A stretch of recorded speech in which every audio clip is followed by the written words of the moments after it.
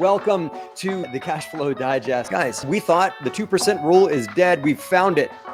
We've revitalized the 2% rule. Here it is in Canada.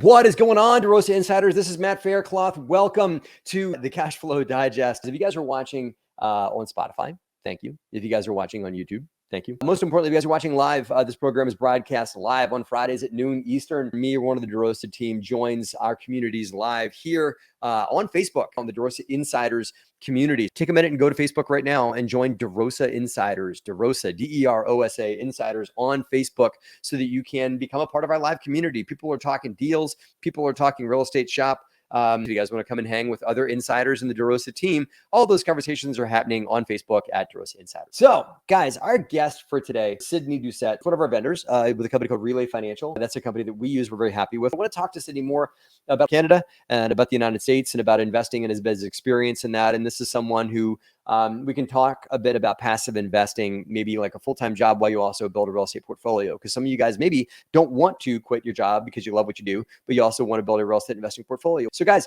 please welcome to the show our guest today, and that is Sidney Doucette. Sidney, welcome to the show, man. How are you today?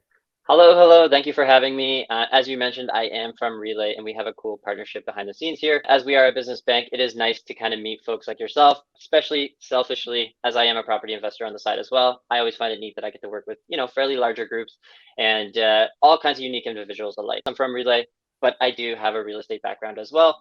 And I'd love to touch on many points. So let's talk about you. Tell us a brief backstory of yourself. Give us your origin story as a real estate investor. Yeah, I'll try to give the very long story a short and ugly approach here. So I'm a serial entrepreneur. I think that I embedded that mainly from my father, who was a very high risk entrepreneur growing up. So even at a very young age, I was the kid on the front lawn with a lemonade stand trying to hustle. I was at flea markets, kind of marks my age a bit. I'm a little bit older than I look, but I was hustling at flea markets, which also in turn turned me into a full-on salesperson for my whole life. I did live in the US for a little bit. I was selling alarm systems door to door in New Jersey, Philadelphia, New York. Not a great experience, but it was good money. I just would never do it again. But in turn, it also gave me money to keep going with businesses. So I've owned everything from, I still own a trucking company, everything from grocery stores, you name it, I've probably done it. And that's where it came into property investing. So I had a very close friend who, he's still in his mid 20s and he's pretty much retired at this point, moved abroad. So I followed his journey a little bit. And it really made me want to learn more about real estate investing. It made me want to have that kind of freedom or financial freedom that we all want, of course. With that being said, I also thought the stock market was where I should be. So I did invest pretty heavily in the stock market. I lost a ton of money. I think in my first year, I lost $40,000 US, which compared to perhaps our monopoly money here in Canada, it does hurt even greater. Sorry. It's still money, brother. It doesn't matter what country it came from. It's still money. I mean, absolutely. Yeah. But that took a hit. And then I said, you know what, maybe I'm not this great stock investor or trader that I thought I could be. So I said, you know what, I'm going to go head first into this real estate game. And to be honest, it's a lot easier than what people think. So that's where it really came down to is how much money can I save a month, not just from my job? How can I start adding maybe a second job? How can I start saving $100 a month, then $500 a month? And how do you get addicted to that savings? For me, it was as simple as getting to that first $500, then to 1,000, and then to 5,000, and then to 10,000. I think my first investment it cost me a total of $14,000. Today, I think just 3 years later, the equity alone, I think it's upwards toward closer to 200K in equity, which is insane to me. That was just around that COVID bubble. The interest rate on that property is, I think, 1.47, which is definitely a discussion nowadays, is that the interest rates have obviously gone up.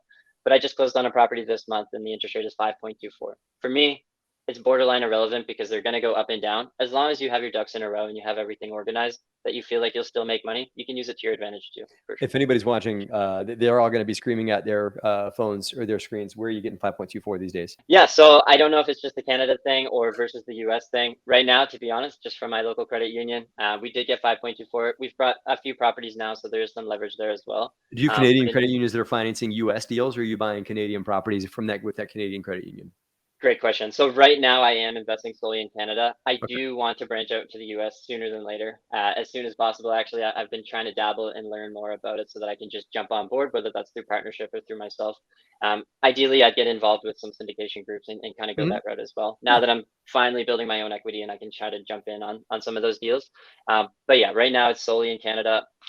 Even in Canada versus the US, housing prices have gone crazy. So sure. I live in a city. I wouldn't necessarily invest in the city myself just because the prices are so crazy.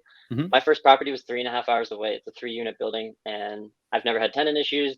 The renovations were pretty cheap, and it's just been a slam dunk all around. Um, but I think I started mid 2020, and now I have 7 properties, all triplexes, quads, and I think I'm at 17 doors now. So very small scale. I'm growing, but Awesome. my goal has changed to 2 buildings a month now is my goal. So 2 last month, 1 this month so far. I'll be closing another one likely this month too. So Where are you getting the seed capital? And I want to just put a pin in this. I want to get into the differences Canadian financing versus U.S. financing, something that we can talk about. Maybe people watching the show might be interested in, or maybe the title of the show becomes investing in Canada, right? And that. So, but where are you getting the equity to go into? Are you like scrolling it up? Are you buying with cash flow? Are you doing the Burr strategy? You said you got holes in the wall where you're living right now. So it sounds like you're not afraid of buying something that needs some work, right? So where's the equity coming from? great question. So I'll answer that in multiple parts here. I'll try to keep it short again. My first property, I guess I lied a little bit. I bought it for $1,700. That was a tax sale. Now, one thing I regret, yeah, and to be honest, there's about $5,000 in fire damage. Nobody touched it. Once I actually bought it, I realized, hey, $80,000. It's a 3 unit building. Uh, I sold that building for $5,000. My biggest regret so far to date, because I didn't realize the opportunity. That was my first experience ever. I You bought thought, it for hey, 1,700, sold it for 5 grand. and that was just purely at a tax sale auction. So You I didn't tripled even your think I money would get it. though. Look at you, Right. right? And that was exactly it. So Yeah, that would have been a deal with my father as well. So him and I yeah. are very, very close. To answer your question, where do I find the money? As I mentioned originally, is just getting addicted to that savings aspect. Is once you Mm, start realizing that $500 a month is pretty easy to obtain when you put your mind to it, mm, and then you start to scale. So now I have cash flowing properties, plus I still have a full-time job. So that mhm, full-time job allows me to continually put into that pot. As I mhm. continue to put into that pot, if my father's getting involved in investing too, he'll also put into that pot. So now we have cash flow coming from our properties, my father, myself, and various partners. On that same note, is once you start to get experience and you're confident in closing deals and things like that, I now have friends that want to give me their money. To say it quite frank, is that now I have the knowledge. Deal that I closed this month, actually, my friend wrote me a check for $31,000 to close this property, and it's a 50-50 deal. So now I didn't put any money down. Just because I had the knowledge of how to close the deal, I didn't use any of my own money. So that still allows me, I still have equity, I still have capital on my own, and I'm still cash flowing. So I'm still looking for deals nonstop. Now, as time passes, I'll find more partners or more folks that do want to invest with you because they want to get involved because they start to see your growth and they start to want Yeah. to learn from you. And it just comes natural. I think that for me too, the first couple deals were the ones that I had to get the most creative on. Once I did those, you kind of learn what works and what doesn't work. And then your network starts to hear. I can't tell you how many people have heard that. Like, I did these deals, I did get a little creative, kind of got my teeth kicked in a little bit, got this shaken up, and then I had some success. And then all of a sudden, my network all of a sudden came out of nowhere and said, "Hey, you're doing that real estate investing thing. I want to do that too." You kind of generating that momentum from your network. That's awesome. Okay, tell me more about Canada, the Canadian market. You're in the Nova Scotia section, which in the United States we would call that like a state. You guys call it a province, right? That's correct. Most people don't know where Nova Scotia is. It's perfectly okay. It's far, far east. I'm living in the future over here in my time North of zone. It's Maine. Caitlin. Yeah, right. Exactly. And it's He's so one similar hour to ahead of Maine. us. In terms of investing in Canada, I guess I would need to understand more about where the US market is currently. But I feel like it's not necessarily the same. But with COVID going on and everything like that, everything is crazy. You just bought a deal recently, right? Don't translate anything to US dollars. Let's just talk in Canadian, okay? Yep. What did you pay for it?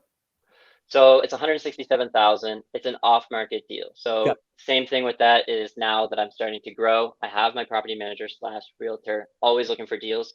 Our network is growing, so now people are bringing deals to us too. Okay. Um, So, and the reason why I said don't, because I don't want you to have to keep translating, but let me just put this of pin course, marker in here. What is the current, like the rough? So, for people listening, what exchange rate should they be applying to the numbers that you say? Just I don't want to make you have to 1.25. Yeah, is probably the 1.25. best.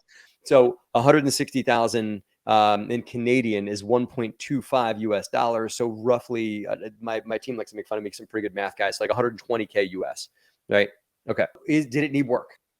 It does need work. So it's a 3-unit building that is still under renovation. I think it was Oh, actually an old modified, old church that's been modified a few times over. But what really appealed to me was that there's the ability to add a 4th unit and a oh, whole separate storage. So like I could use this for storage for my own supplies. Now that I'm getting busier, I have lawnmowers, things like that that I have to think about now that I didn't before. So this storage actually created a great opportunity for me.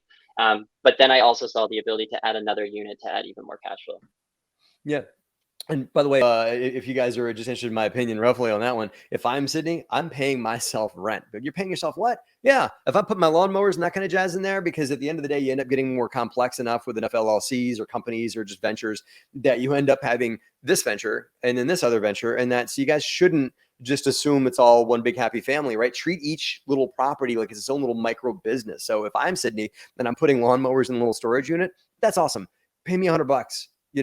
I have to pay me $100 for that unit or whatever, right? So if Sidney decides to do that, that's on him. That's great. What is the amount of the optimized cost to get it from where you purchased it at 160K Canadian to where you think that you'd like to take it? What's your rough back of the napkin budget on what your reno is going to cost you? 35,000. 35K. Okay, so that's actually embellishing. It'd probably be closer to 25,000, but I always want to plan the worst case scenario. right. So yeah, You mean you can't 25,000. be an optimist when it comes to budgeting for construction? I'm an optimist, and I've learned that what do they say? Expect the best, plan for the worst, right? So the great way to look at it. So we're talking around 200K Canadian, give or take, on what it's going to run you when you're all in, right? So what rental income do you expect that property to produce for you in rents once you've done the reno, you've shaken it up? Most units will go for about 1,000. So gross will be just roughly 4,200 once we have 4 units. Right now, I think it's sitting around 37, 3,600. Net, we're probably looking at about $1,400 cash flow, plus the equity gain, of course. Guys, we thought the 2% rule is dead. We've found it. We've revitalized the 2% rule. Here it is in Canada. That's interesting, guys, because U.S. markets become very overpriced compared to rents. Now you're lucky to do the 1% rule. Sydney, you're familiar with the percent rules I'm talking about, right? I do try to follow the 1% rule. And then, of course, if I have to make changes, I do. Just catch yourself a home run with a 2% rule, brother. Look at you. So real quick, guys, for those guys unfamiliar with what me and Sydney are rapping about here, what it is if you look at the all-in investment on a property, not what you paid for it. Okay, let's not go there because you also need to do as Sydney does. You got to renovate it, right? So he's all in at around plus or minus 200K. Okay, if I look at that number, $200,000, and he's telling me he's going to make he said 42. Let's round him down because we got to be conservative, down to $4,000. The $4,000 he's making a month in rent is 2% of his all-in cost. A good deal in the U.S. at U.S.-based financing, which I haven't asked Sydney what that's going to look like yet on him. Let's go there in a minute. But on U.S.-based financing and what banks used to be willing to lend pre-pandemic, a 1% rule would probably be about break even. So at DeRosa, my company, we try and get into 1.2, 1.3, 1.4% rule, right? The 2% rule, you got yourself a cash cow. Just get on out there and milk it. You might be able to do the real BRRRR strategy. Sydney would be able to go in there, do the reno, and then refi that property to pull out his initial cash and maybe go in a little bit higher on debt if you wanted to, right? Now, talk to me about, you already teased us before with this awesome Canadian credit union debt you got coming in at 5.3%, I think. Let me ask you first, what is your interest rate? 6, 7, 8. Okay. 6, if you're financing through a federal agency like Fannie Mae, Freddie Mac, that might finance an apartment building for us, they're going to be at 6. A local small community bank, a la credit union, like you're talking about, is going to be in the 7s. I've heard investors talk about 8.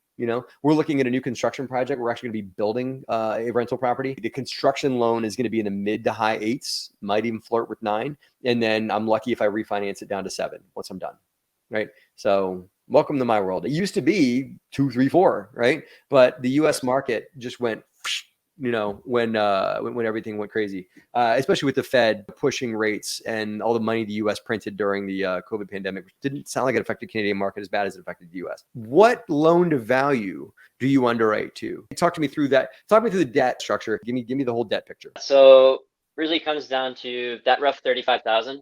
31,000 of that is coming from my new investing partner. This is my first partnership ever, so it is actually a new field for me. So it's a learning curve. Then that $4,000 is literally just the closing costs that we all go through. Mhm. I guess in terms of getting that rate, it's from a small town. It's a small local credit union. They are dying for deals in general.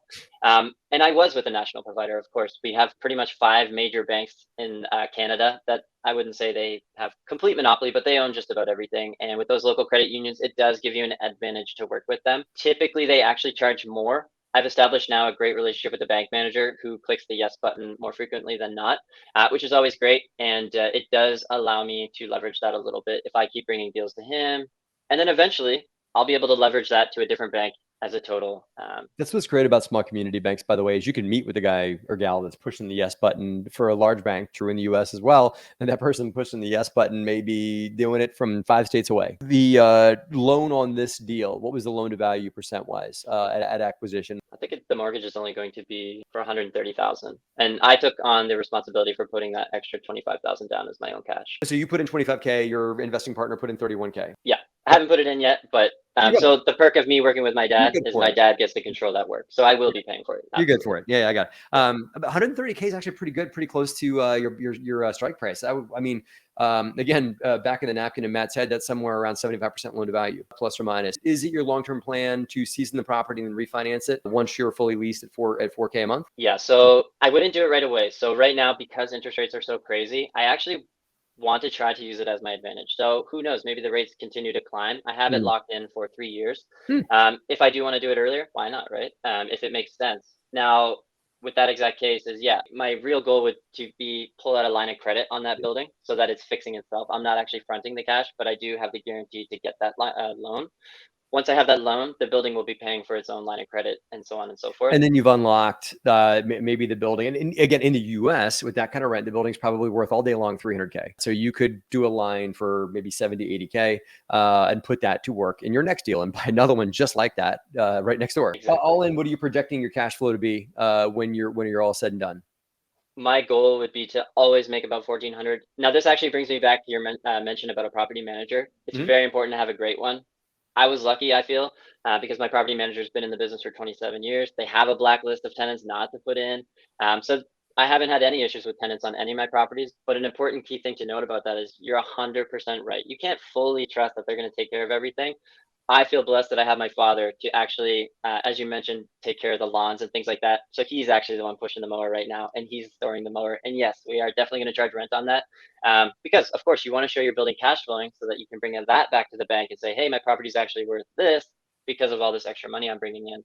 The ultimate goal, cash flowing, $1,400 cash flow, but the equity or the total value of the property should be around that 300K mark once we have 4 units. So annualized, that is coming in around like probably just under 20K, so around like maybe 18K. All your equity is in there at roughly around 60. So if you didn't refinance it, that's still a phenomenal cash on cash return. Probably talking about double digits cash on cash. So guys, that is interesting. Probably worth talking for those of you guys that want to hear more about the Canadian real estate investing market. We'll get Sidney to give his info at the end. Sidney, not only are you a phenomenal Canadian real estate investor, buying up converted churches, you also work with Relay, who we use as well. We call it like cash management services and for banking relationships. Tell us real quick why Relay. Absolutely. So there's a couple different angles here. To be honest, before I worked for Relay, I was living off my real estate, but I did want a full-time job because I found that I still had tons and tons of time throughout the day.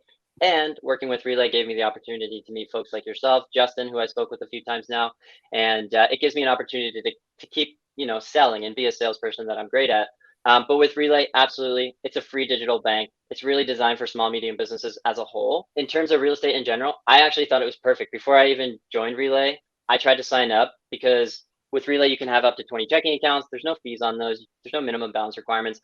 I wanted to separate all my properties in one centralized location. That way, all my property management fees, my tenants, everything like that would be managed. My accounts would have been called by their address. So that 123 Main Street is good here, 123 Butler Street is good here. And then I know exactly where all my money's coming from because I work with multiple banks now. So I wanted a centralized location. Some folks, larger firms like yourself, will use it more of a managerial perspective. But one thing I found out is I'm Canadian. So I actually can't even open up a Relay account. So I said, you know what? You can't beat them, join them. I liked what I saw. So I figured if I liked it, other people would like it too. And for the real estate investors in particular, real estate's our number one client by far. So there's so many different use case scenarios, whether you're a property manager, where you have multiple properties that you're managing and you want various accounts that you can cash flow easily. We have sweep accounts that have auto transfer rules, so it's completely hands-off cash flow management. What I mean by that is you can have money coming into your income account that automatically distributes to all of your other accounts based on percentage. So if you always know money's coming in and you want 20, 15, 30% to go away for taxes, you don't have to think about it, unfortunately. It can disappear on a Monday, on a Tuesday, every week, every month, however you set that up for yourself. Cool. That's great. DeRosa uses Relay, right? So one thing that we like about Relay that I'm very happy about is that I have multiple staff members that all have Relay cards, right? And so I can give cards with limits to either contractors or to my staff. So I can give a contractor a credit card, and I know that he can only spend but $500 on the card or whatever it is for building materials or whatever. So they can't. It stops the owner from having to go and call the Home Depot or call the Lowe's or whatever the credit card number when they're buying materials. Oh yeah, the card number is this. Yes, they're fine. Yes, it's good. It allows people to stay effective. Why you can log into an online portal and do as easy as just click and turn their credit card off if you have to, or turn it back on. The cash management services have been very easy to use, and everything like that. So I'm very happy with Relay. Call it like an investor focused company. So if you guys want to hear more about Relay, about joining them for your cash management services, your banking relationships, it's an online presence, not something you have to walk into a brick and mortar store on. So their overhead costs are very cheap and very affordable. A lot of what they do is free. Use the DeRosa affiliate link as the referral code because we love you guys so much. We put a relationship out there. Or you guys just go to relayfi.com/pricing. And I think under the coupon code, use the word DeRosa. I think that does get you guys some benefits in that for that doing that too. So yeah. Sidney, thank you for joining me today on the Cash Flow Digest. I appreciate you. I appreciate Relay's relationship with us here at DeRosa Group. And I really appreciate you highlighting the opportunities in Canada.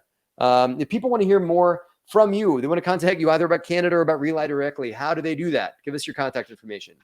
Yeah, absolutely. I guess I would just say I would use my email at Relay. Of course, it's sydney@relayfi.com. That might be the best way. That way I can keep it Relay friendly as well. And I'm glad you mentioned the cards because I was actually talking to Justin briefly and he mentioned a real live example was he was at a hotel and his card got declined. He logged into his mobile app, changed the amount. It was approved within seconds. And then, yeah, of course, when you're hiring subcontractors or folks that you want to distribute those cards to, there is one more feature. I promise this is a very small plug, but it's called enriched transaction data. It actually tracks all the details on that purchase for you. So you as an owner or beneficial owner of the company distributing this card, you're going to get to see the category of the transaction, the business phone number, the business location, all down to the map location for you. So you don't have to, I guess you can keep a close eye on where your cards are being spent.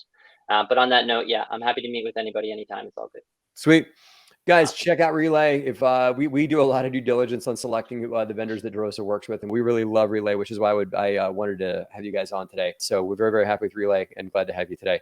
So guys, Sidney at relayfi.com, Sidney at relayfi.com to hear more about Relay or to you want to bring about Canada a little bit, shoot them a line there too. Thank you so much. Sidney, thank you so much for joining me today on the Cash Flow Digest. Love to have you back on soon. Take care. Sounds good. We're going to wrap today, but it was a great show overall. Great tip from Justin and Tara about putting boots on the ground, your boots, ownership boots, not just relying on your property manager's boots. And I also got to hear great tips about, guys, listen, I want to bring it home with one thing. You can't control a market. All you can do is find markets that are doing great things and be a participant in those markets. As we are as investors, we're not market drivers. We are market participants. Maybe the markets you're looking at aren't producing good cash flow or returns that you want to see. Consider taking your blinders off and maybe looking outside the U.S., looking into other markets that maybe are producing the cash flow you might want to see. Consider joining Sidney up in Canada. Maybe only go in the summer months when it's nice up there. Don't go in the winter. Let Sidney handle that for you, or the property manager go in the wintertime, right? All joking aside, consider all markets out there that you could take a look at, right? That's what we got for you today, guys. Thanks for joining the Cash Flow Digest. Talk to you guys soon.